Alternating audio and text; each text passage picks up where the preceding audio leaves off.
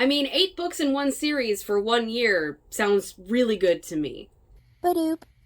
Hey guys, my name is Ariel, and today I'm going to be telling you my favorite reads for 2021. So just to start out, I just want to say this is not in any order. I don't love any of these books more than the others exactly. It's just, yeah. So we're going to start out with Written in the Stars by Alexandria Bellefleur. I read this 3 times last year. I loved it so much. I have a book review for this already, but just to tell you, it is one of those, like, fake relationship types romance novels, and I'm not really into romance novels, but, like, gay and also gay, so I was drawn. It was so good. It's written fairly well. Like, the writing isn't amazing, but it's good, and I really, really enjoyed it. So go watch the book review for this if you're interested. Nightmare by Chad Nicholas. I love this book. It is a thriller horror. He was not afraid to kill people in this book at all. So our main character, Scott, is running from his past, and his past is in very much human murdering form. It's very hard to explain this book without ruining it. I just suggest picking it up. I do not have a book review for this because I have such a hard time explaining it without ruining it. But if you have read it, I do have a spoiler-filled discussion of Nightmare with Chad himself. So check that out. The next book is a graphic novel called Wytches by Scott Snyder. This is a graphic novel, which this is only volume 1. I don't know if volume 2 is out yet, and I want it because it was so good.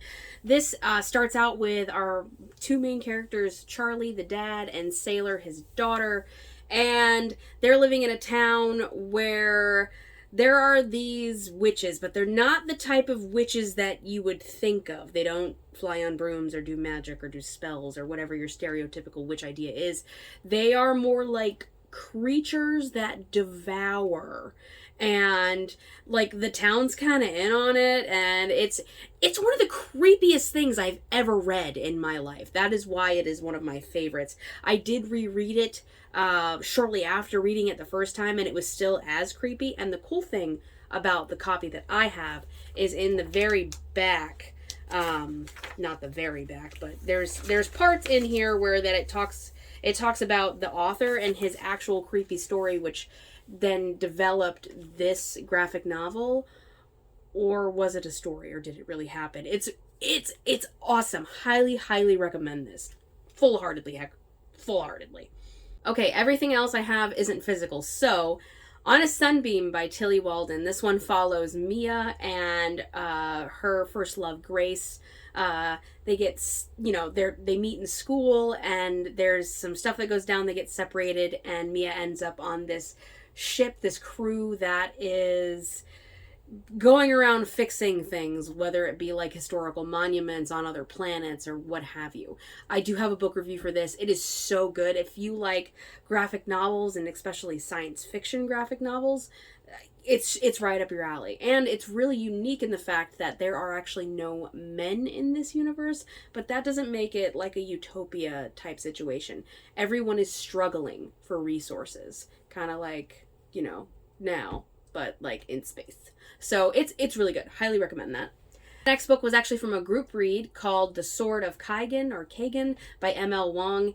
And this has sort of 2 main characters, a mother and a son. They're going through very, very different things, but what they're all going through is that they are living in a town which is basically stuck in time. The rest of the world has moved on, and they are kept in the dark, very primitive, because they are like the warrior race of the world, essentially, and they don't just fight with swords. They all have like this sort of ice power, where they can freeze things, and some of them can make swords out of ice, but there are also people around the world that have other elements like, fire, air, I'm assuming earth. It's kind of like Avatar, The Last Airbender, on steroids with death and dying that's shown on screen.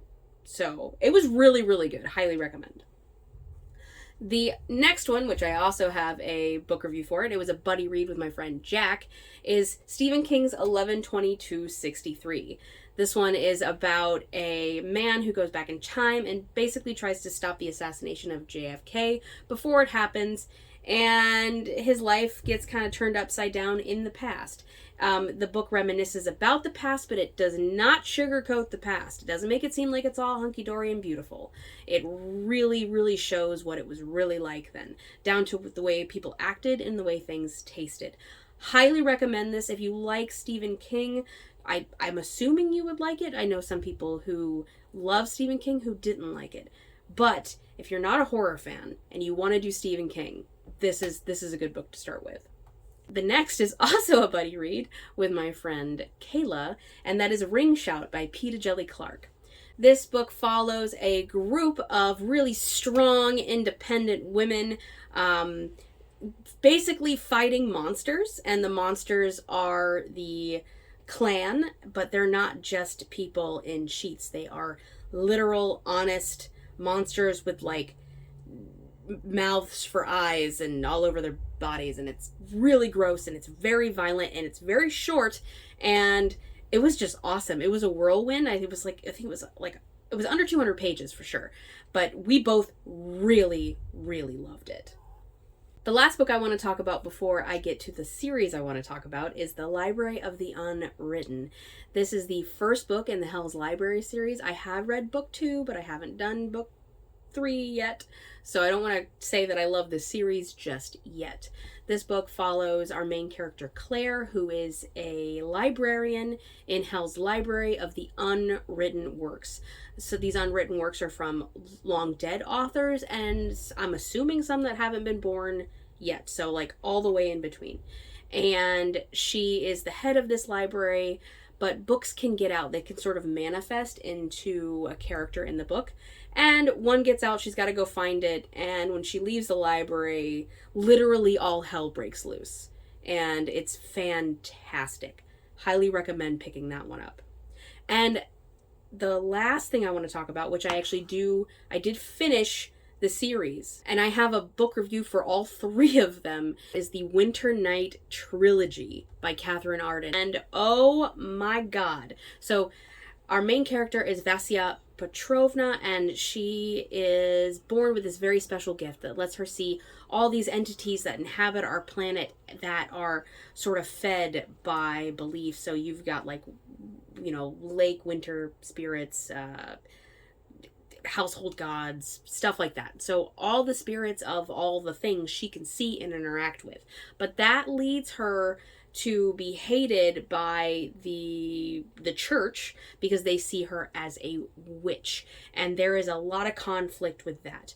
And it is one of the deepest fantasy series that I have ever read, and it's actually historical fiction. Katherine Arden took real events and made them frickin' magical. So not only does it have magic in it, like it has a magic system, it talks about real events and real people. It comes together so beautifully. I read them back to back. I read all 3 books in a row with no break. That is how I recommend reading this. The first book is a little slow, but it's 100% worth it to get to that midpoint of that book, and then whoosh, you're off like a rocket. It's amazing. So those are the books that I favorited in 2021. Let me know what you guys liked down below, and have a good day.